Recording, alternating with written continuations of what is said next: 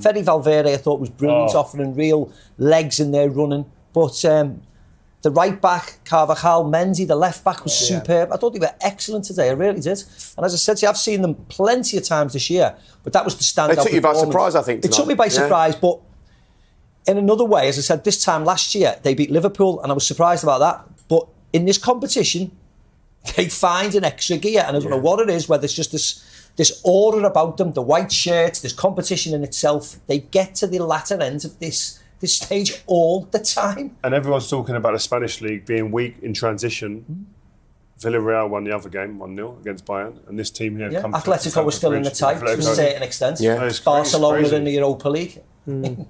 Welcome back. Thanks for sticking with us. We are live here for the next 90 minutes. Plenty to talk about between now and 11:30. And it's kind of mixed emotions in here, really, because we've seen, maybe apart from Joe, we've seen a disappointing result for Chelsea, but we've seen a brilliant performance from Karim Benzema. And I think sometimes when you work in English football and you cover English teams, you get obsessed talking about their result. But I think we have to start by talking about the man who's scored 37 goals now this season, his best ever return, and there's the most important part of his season still to come. Yeah, and this is the business end, and he's still scoring goals. He shot his team to the top of the league. They're 12 points clear now in the Spanish league, flying in that sense. But he's the talisman, he's the leader now. And again, he stepped out of the shadows from Cristiano Ronaldo. We mentioned before the game, having that humility to be able to sit in the background because he knew and understood what it meant to the team in terms of winning. But as soon as that opportunity comes for him to come out of the shadows and take over this team and take control of it, in all aspects of his game, he's gone up another level. This was a brilliant goal, wasn't it? Not just this header. You see him here, he gets involved in the game. Thiago has to go with him. Christensen doesn't know where to go. He has a little push at him, and then he just delays his run again. 1-2. Vinicius was too quick for Christensen. That's why he left the field. And this was a brilliant cross. Do you know what, Mac? And the ball as it comes back to him, and he doesn't break his stride. He plays up the outside of his perfect weight, and then carry on his run and the finish just to guide it in that corner. It was an outstanding goal. Yeah. The difference in the two headers as well. That header there, he's had to put a bit on it. Yeah. And it's just for young strikers watching the game, and not always do you have to use your neck muscles to kind of smash the ball back where it came from, or try and break the bulge of the net. This second goal shows you here, you just let the ball hit you, but this is a great move. They get out, they play. We could show you clip after clip of them getting out of situations like that because of the space in the midfield in the first half. But here, yes, Modric gets a bit too much space, you'd say, if you're being overcritical, but then he just goes in here, it's the delivery, and just letting the ball hit your head, but then guiding it into the area and using the pace of the ball. I mean, it was just superb to watch it. We was all in here screaming, going, wow, what a header. Yeah, the ball, the delivery, just to put it in, just drop it over Thiago's head into that position there. And you're right, you know, the decision making, the ability to stay calm and to choose the right technique, leaning back, all your momentum's going back. He knows he has to guide it up and over Mendy's, and Mendy's outstanding shot stopper. So it was just an excellent goal. It's the power of experience. All three of you were saying that if you're 21, 22, you're so compelled to. He don't score that goal at 21. You know? He won't score that goal at 21. Yeah. He's getting better with age. Yeah. I think it's just his movement in and out. He knows he doesn't have to fly into the box. He's always just on the periphery. He knows where all the defenders are, and he just arrives really late. His experience counts for everything, doesn't it? But to follow up with a hat-trick against... he scored 2 at the weekend to take Madrid clear again. He scored another 3 tonight. After this 3 against Paris Saint-Germain, he scored 2 away in Mallorca. Yeah. He's just there he missed the Clasico, and you can sort of see why.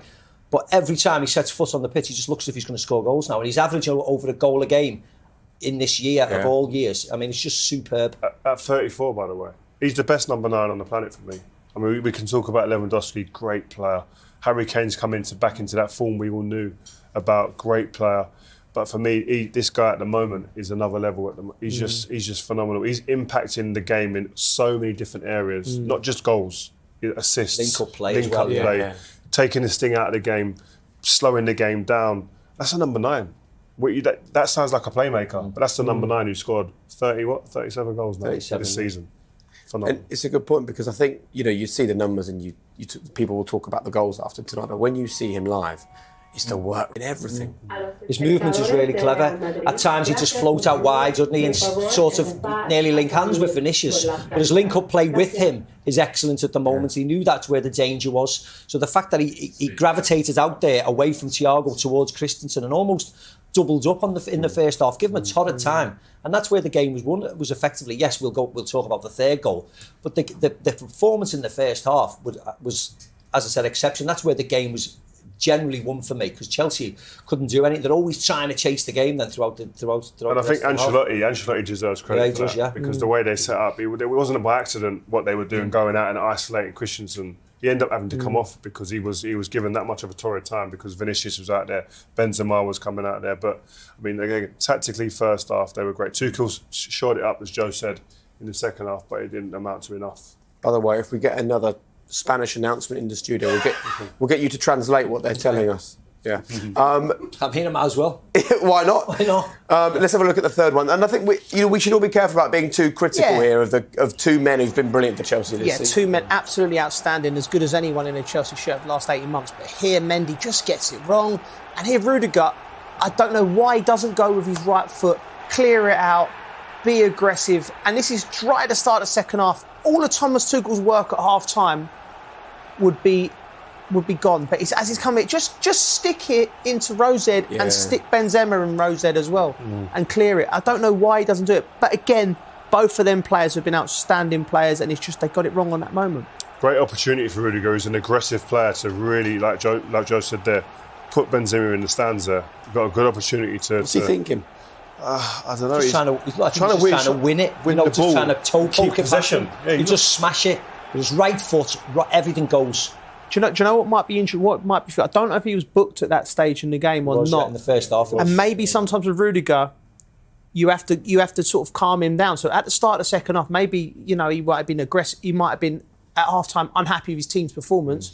Maybe he would have been told to calm him down. In that situation, that wasn't a situation for calm. That was a situation for aggression, and he just got it wrong. But it's a good point, because he was booked at that point. Yeah. So that may well have played in his mind. Let's get the thoughts of a man who I'm sure will be very happy to return here and pick up a win as impressive as that. Here's Carlo Ancelotti. It must be a very satisfying night for you. Yeah, we played well. Honestly, we had a good control of the game. We were good to build up from the back, dangerous in counter-attack. So it was a good night, but it's only the first half of this round. And we have to look forward, prepare the next game.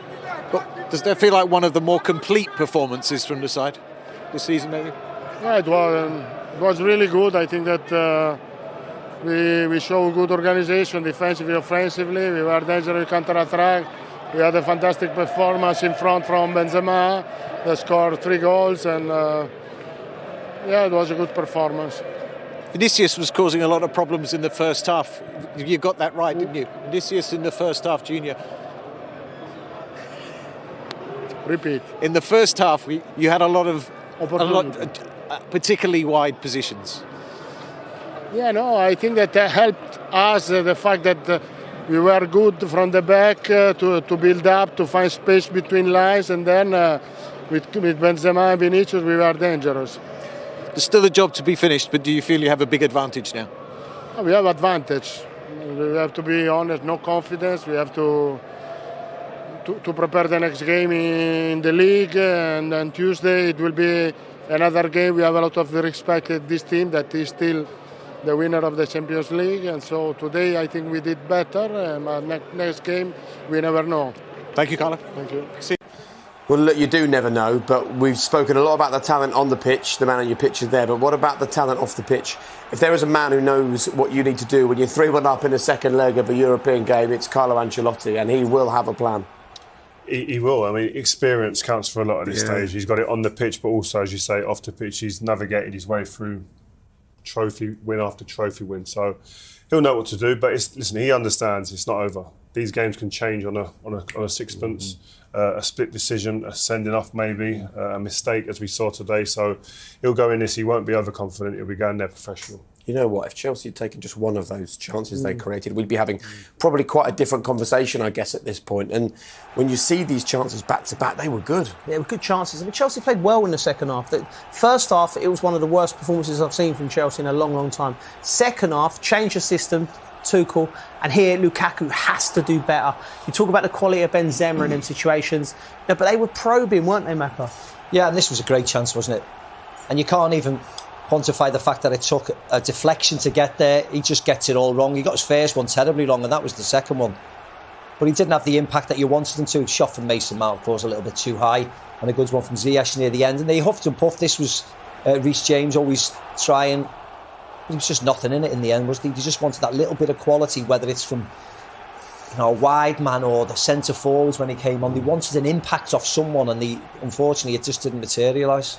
7 goals in 2 games under Thomas Tuchel. Yeah. We just don't talk about that sort of stuff with him. Yeah, and we mentioned before the game, in the Premier League since Thomas Tuchel's come here, they've had more clean sheets than anybody, any other team, Liverpool, City. So it's unusual, the last 2 games, what we've seen, 7 goals in 2 games, and we're looking to address that, I'm sure. Well, look, he's brought plenty of success since he's arrived at Chelsea. He's also brought searing honesty. It's going to be interesting, isn't it, after the break, to hear what Thomas Tuchel made of this performance from Chelsea. Thomas, a lot to process tonight, a lot to discuss. What's your reaction to that defeat? Well, it's a heavy loss. It was one of the worst first halves that I saw from us here at Stamford Bridge. On this kind of level, you cannot play like this. This was individually as a team, and from all of us was by far not enough. We were not doing what we were used to do, and far from our standards. And then you lose games. We could see that in the first half. They were very open and getting wide and finding a lot of space. Yeah, everything. It's not only open, like passing, where we pass, how we pass, when we pass, where do we attack, the ball possession game. There was the intensity in challenges, the desire to win challenges, how we close spaces now. Like the first half was so far from any standards that we set ourselves that we cannot complain when we lose this half. You got a foot back into the game with that Havertz goal, of course, and that gives you a chance. But then disaster strikes straight after. If you have this goal, you have the energy back, and we have in second half I think 16 shots to 1 shot. Yeah, you can always come back. You can equalize. You can win it. But if you kill the game yourself after 48 minutes, it's harder and harder, of course. Still, we had chances in second half to make it a 3-2, which could be crucial, but not today. A little bit downcast now, but you're still going to battle on. There's still a chance. Sorry? You look a little bit downcast? Downcast. You look a bit fed up. Well, what do you expect? Exactly. Do you expect to stand here and smile or what? No, not at all. I'm saying, but you will still have to go to Madrid. We don't have to go to Madrid. We have to go to Southampton. Yeah. And I think this is very, very important to process this first. Absolutely crucial that we first go to Southampton. And I will make sure that everybody processes this, because this is the absolutely most important now. Because if we keep on playing like this, we will lose in Southampton, and then we don't need to think about Bernabeu. We will get hammered in Bernabeu.